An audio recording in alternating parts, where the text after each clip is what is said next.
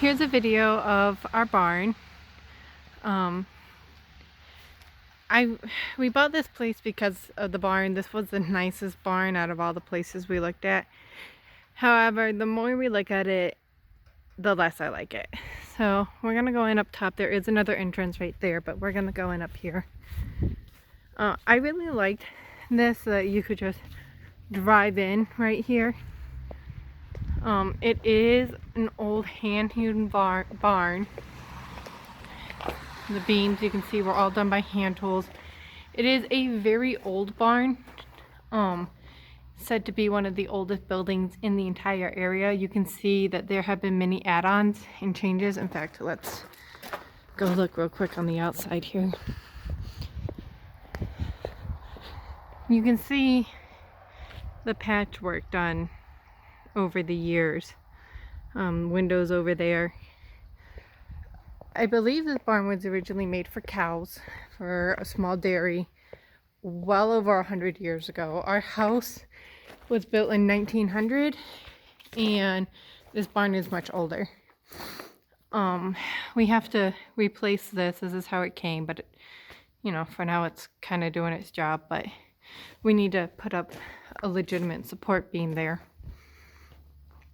But I really like the idea that you could just drive in here and unload hay. However, the more I look at it, because I can't put horses up here, obviously, it's just a wood floor.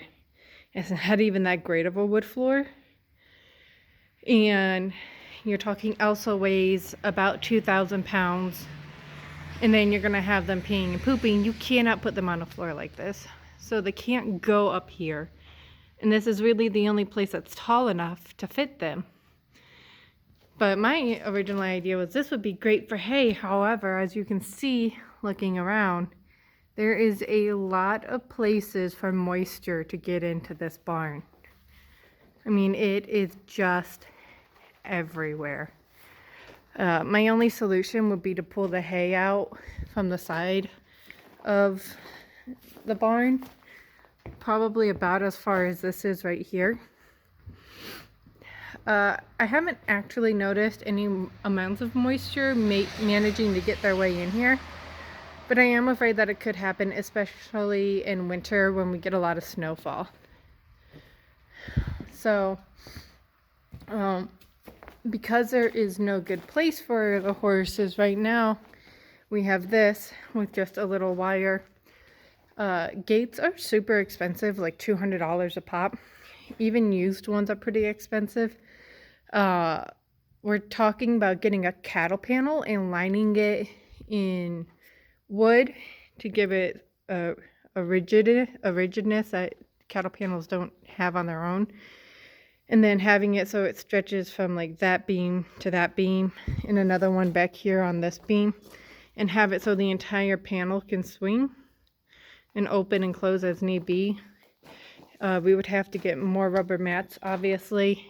I think it's a good temporary plan. It will work for my 2 horses. However, we do want to get more horses, and this is not going to work. For the most part, I leave my horses out in practically every kind of weather. However, we're coming up to that time of year where it will rain and then freeze overnight, and I do not want my horses out in that kind of weather. So right now this is our only option.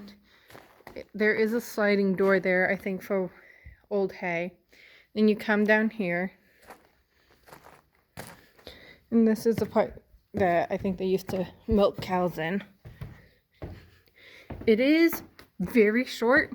I do have to duck under right there and under right here to go through. That would make it extremely too short for my big, huge draft horse and future more draft horses. It's kind of odd because this is dirt, but most of it down here is concrete. You can see like the trough down there that they would have had for the cows. There's old rings on the wall, like right there. There used to be water and power out here, and for whatever reason, they decided to cut it. And by they, I mean some few our past owner. Right now, the only source of power that we have in this barn is an extension cord run over from the garage, and that runs through the entire upper part of the building. It has some plugs, some lights, but that's not really a great source of electricity. It will do for now.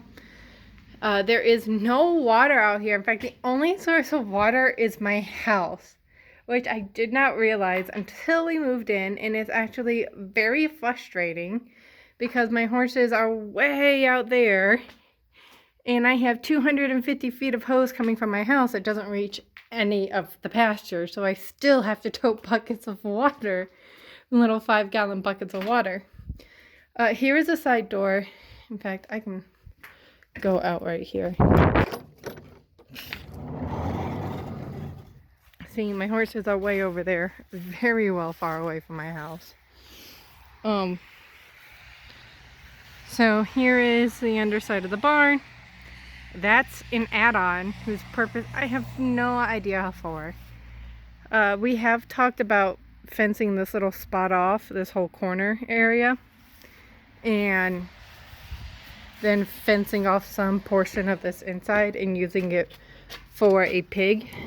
Maybe in the future I'll use it for goats or something.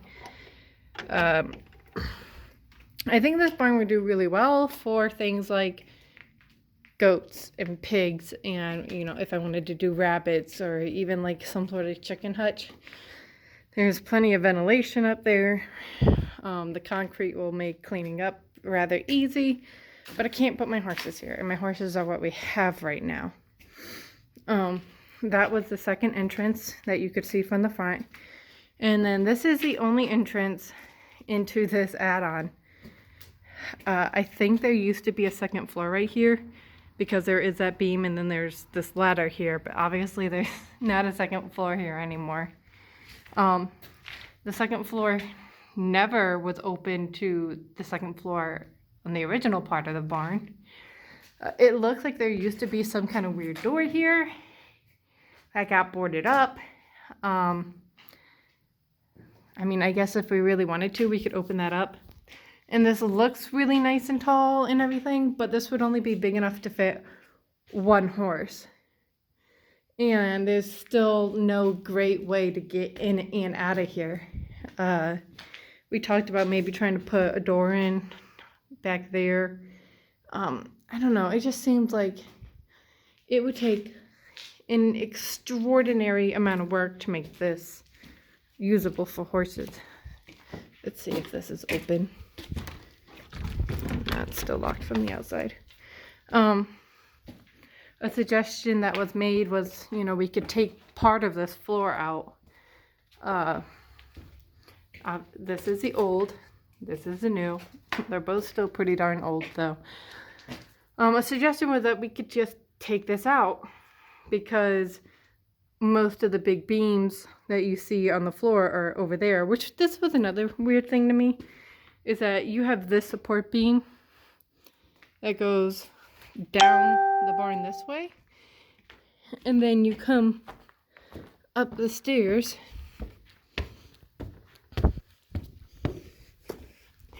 and then you have these big huge beams, which they do kind of sit on the same one, but the odd thing about them is they kind of go the other direction.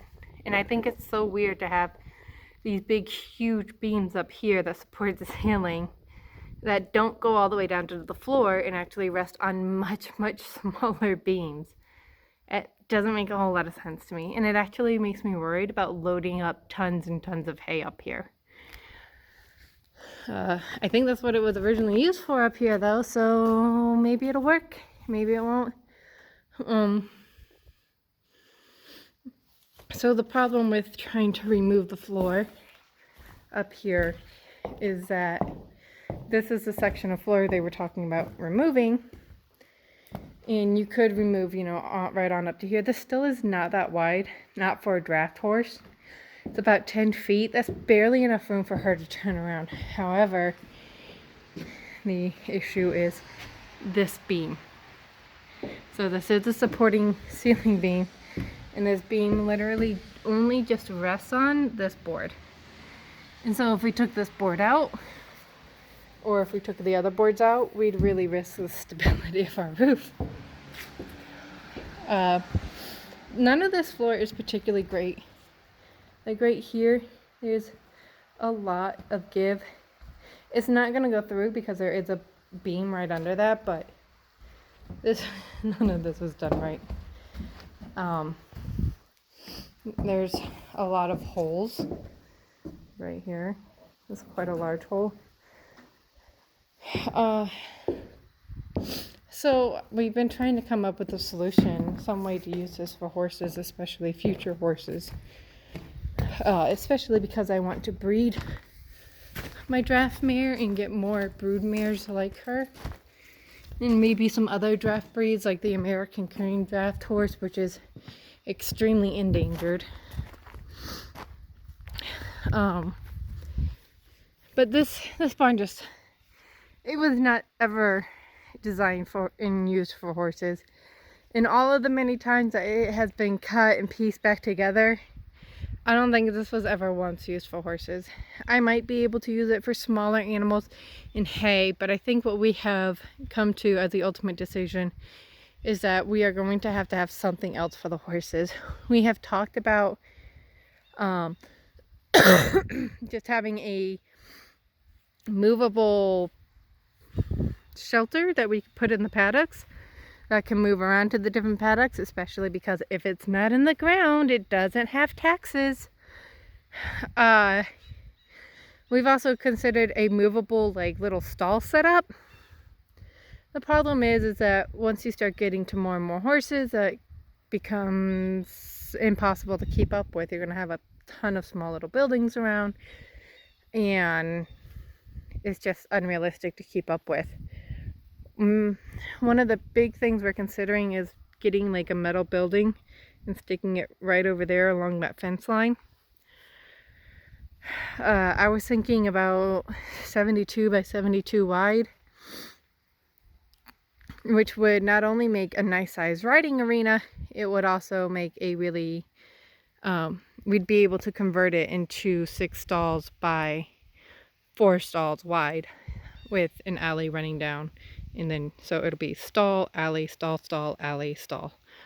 And then 6 stalls down, which is more than enough stalls for however many horses I'll eventually have. Of course, if we set up all those stalls, then there's no indoor riding. And it gets very, very cold here in the winter. But we would be able to use it for a multitude of things. However, I am worried about how big that building will be. Not to mention, it's going to make the taxes even more.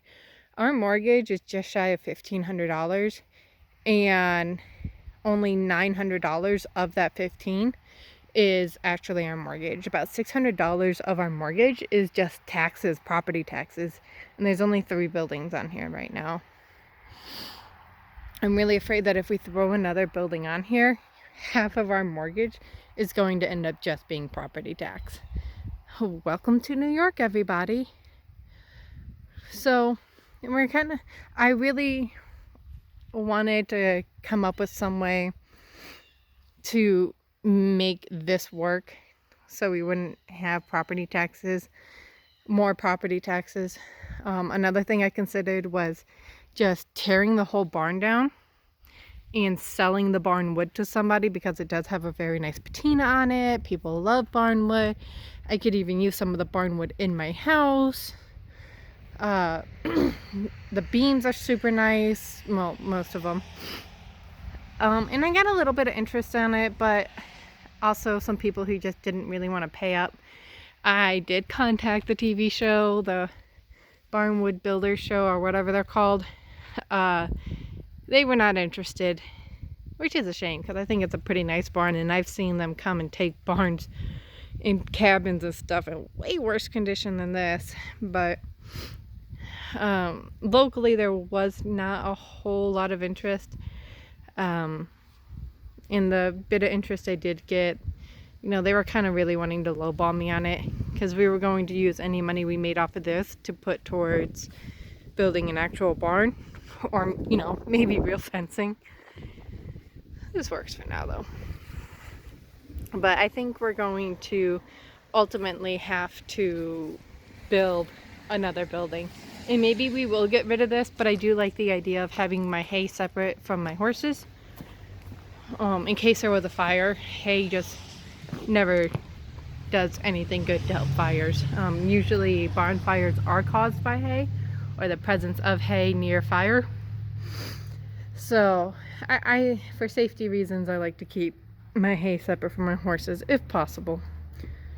So it would have been really nice to have the two separate buildings, but I still see a lot of possibility in this barn for smaller animals and for, you know, hay, as long as that floor holds up. But as far as using it as shelter for my horses, this is just, it is not a good fit.